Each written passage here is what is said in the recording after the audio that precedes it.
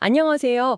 암 치료의 판도, 이게 요즘 정말 빠르게 바뀌고 있다는 얘기 혹시 들어보셨나요?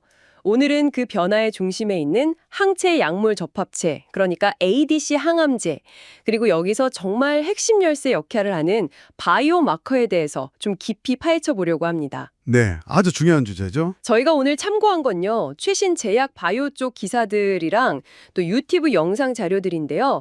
이걸 통해서 이 흥미로운 분야, 특히 또 국내 기업이죠. ABL 바이오의 움직임까지 한번 살펴보겠습니다. 네, 좋습니다. 바이오마커가 왜 이 ADC 성공의 키인지, 그리고 ABL 바이오 같은 기업들은 지금 어떤 전략을 쓰고 있는지 여러분과 함께 그 맥락을 짚어보는 시간을 갖겠습니다. 바로 시작해볼까요? 예전에는 뭐 폐암이면 폐암 치료제, 위암이면 위암 치료제 약간 이런 식이었잖아요. 네, 그렇죠. 장기 중심으로 봤죠. 근데 이젠 좀 달라졌어요. 환자마다 다른 유전적 특징이나 분자 생물학적 특징 같은 걸 보고 이 환자에게 이 약이 잘 듣겠다 이렇게 예측해서 치료하는 거. 이게 바로 정밀 의료라고 하는데 이게 점점 핵심이 되고 있죠. 맞습니다. 같은 약이라도 누구한테는 정말 잘 듣고 누구한테는 또 효과가 별로 없고 이런 편차를 줄이려는 시도인 거죠. 대표적으로 면역 항암제만 봐도요. 사실 모든 암 환자에게 다 효과가 있는 건 아니거든요. 아, 그런가요? 네, 예를 들어서 그 PD-1, PD-L1 계열 약물들 이게 전체 암 환자 중에서 한 15%에서 30% 정도 이 정도에서만 반응을 보여요. 생각보다 낫네요. 좋죠. 그래서 여기서 이제 바이오마커가 중요해지는 겁니다. 미국 FDA가 MSI-H나 DMMR이라는 바이오마커가 있는 환자들 있잖아요. 이건 쉽게 말하면 세포의 DNA 복구 시스템에 좀 문제가 있다는 신호인데 이런 특징을 가진 환자한테는 암 종류를 안 따지고 키트로 다 사용을 허가했어요. 암 종류 상관없이요? 네, 이게 바로 바이오마커가 치료 효과를 예측하고 또 환자를 이렇게 선별하는 기준이 된 거죠. 소위 조직 불문 티슈 애그노스틱 치료 허가의 시작이라고 볼 수 있습니다. 그래서 ADC, 그러니까 항체 약물 접합체가 더 주목받는 것 같아요. 이게 작동 방식이 항체가 암세포 표면에 있는 특정 단백질, 항원이라고 하죠. 이걸 딱 찾아가서 달라붙으면 네네, 표적을 찾아가는 거죠. 그러면 그 항체에 연결된 약물이 암세포만 골라서 공격하는 방식이잖아요. 그렇죠. 맞습니다. 비유하자면 뭐랄까, 정확한 주소로 배달되는 약물 폭탄. 약간 그런 느낌이죠. 약물 폭탄, 네네.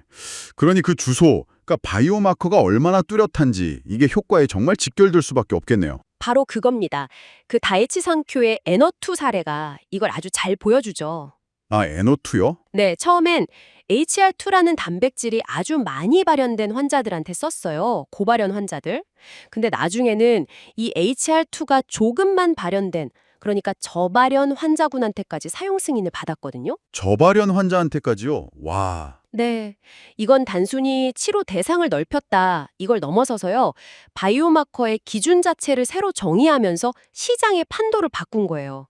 다른 역들도 그럼 우리도 낮은 발현 타겟을 다시 봐야 하나? 이렇게 생각하게 만드는 계기가 됐죠. 와, 그건 정말 큰 변화인데요.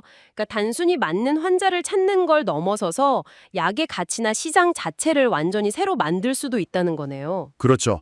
지니너스의 박웅양 대표님 말씀처럼 신약 성공은 약 자체보다 환자 집단을 어떻게 정의하느냐에 달렸다는 말이 정말 딱 맞는 상황인 거죠. 네, 그 말씀이 확 와닿네요. 그렇습니다. 이제 바이오마커는 그냥 보조지표가 아니에요. 신약 개발 전략의 정말 핵심 축이 된 겁니다. 임상 디자인부터 시작해서 상업적 성공까지 다 좌우하지요. 이런 흐름 속에서 국내 기업들 움직임도 활발한 것 같은데요. 네, 맞아요. 특히 ABL 바이오, 이 회사가 눈에 많이 띄더라고요. 여기는 이중항체 플랫폼 기술을 여러 개 가지고 있죠? 네, 그렇죠. 그랩바디 시리즈가 유명하죠. 네. 그랩바디 B는 약물이 뇌 혈관 장벽, 이게 뇌로 약 들어가기 어렵게 막는 장벽인데 이걸 통과하게 돕는 기술이라고 하고요. 그랩바디 T는 면역세포를 활성화시키는 4-1비리라는 걸 기반으로 한 기술이라고 하고요. 맞습니다. 특히 그 그랩바디 B 기술이 중요해요. 이게 GSK랑 최대 4조 원이 넘는 규모로 기술 이전 계약을 맺었잖아요. 4조 원이요? 와, 엄청나네요. 네, 이런 플랫폼 기술의 가치는 단순히 기술 하나에만 있는 게 아니에요. 뇌질환이라든지 아니면 뇌로 전이된 암처럼 아직 치료가 어려운 분야, 미충족 수요가 큰 영역을 공략할 수 있는 약간 만능 열쇠 같은 잠재력이 있거든요. 아, 만능 열쇠요? 그렇죠.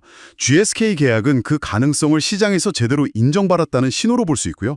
이런 플랫폼을 기반으로 이제 자체 신약 개발도 같이 진행하고 있는 거죠. 아, 맞아요. 그 ABL206, ABL209 이런 파이프라인들 말씀이시죠? 이게 이주항체 ADC 후보 물질이라고 하던데 네. 올해 안에 미국에서 임상일산 들어가려고 IND, 그러니까 임상시험 계획 승인 신청을 목표로 한다고 들었어요. ABL 바이오의 이런 전략 어떻게 보세요?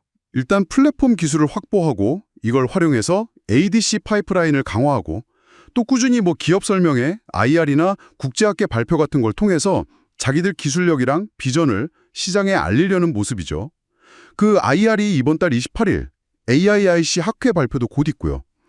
아, 근데 또 흥미로운 점이 하나 있어요. 바로 다음 주 월요일, 그러니까 7월 28일에 대규모 전환 우선주, CPS라고 하죠. 이 물량이 보통주로 전환돼서 시장에 풀린다는 거예요. 오, 그래요? 얼마나 되는데요? 이게 약 578만 주 정도 되고요. 현재 주가로 따지면 5천억 원이 훌쩍 넘는 규모입니다. 5천억 원이요? 와, 그 정도 물량이면 시장에 부담이 좀 될 수도 있겠는데요. 흔히 말하는 오버행 우려가 있겠네요. 네, 그럴 수 있습니다. 아무래도 초기에 투자했던 사람들이 차익 실현을 위해서 바로 매도할 가능성도 배제할 순 없죠. 하지만 또 반대로 생각해보면 회사의 장기적인 성장 가치나 곧 있을 임상 결과 같은 거에 대한 기대로 계속 보유할 수도 있어요. 아, 그렇군요. 양면이 있네요. 그렇죠. 그래서 투자자들이 이 물량을 어떻게 받아들일지 이게 단기적으로 주가에 꽤 큰 변수가 될 수 있어서 주목되는 부분입니다. 어떻게 보면 ABL 바이오의 미래 가치에 대한 시장의 신뢰도를 좀 엿볼 수 있는 시험대라고 할 수도 있겠죠. 그렇군요. ABL 바이오 말고도 국내에 또 다른 기업들도 있잖아요. 리가켄 바이오처럼 ADC의 핵심인 그 링커 기술에 강점이 있는 회사도 있고 알테오젠 같은 플랫폼 기업도 있고요. 맞아요. 또 삼성바이오로직스 같은 대기업은 아예 ADC 생산을 위한 CDMO 위탁 개발 생산 시설까지 갖추고 있죠. 네, 그렇죠. 이런 점들이 다 모여서 한국의 ADC 생태계가 정말 빠르게 커나가고 있다는 느낌을 받아요. 맞습니다. 기술 개발부터 생산까지 이 생태계 전반이 같이 성장하는 모습이죠. 이런 시너지가 결국에는 우리 한국 바이오 산업 전체의 경쟁력을 높이는 그런 동력이 될 거라고 봅니다. 네, 오늘 이야기 쭉 정리해보면 암 치료는 점점 더 정밀화되고 있고 그 중심에는 바이오마커가 있다는 거.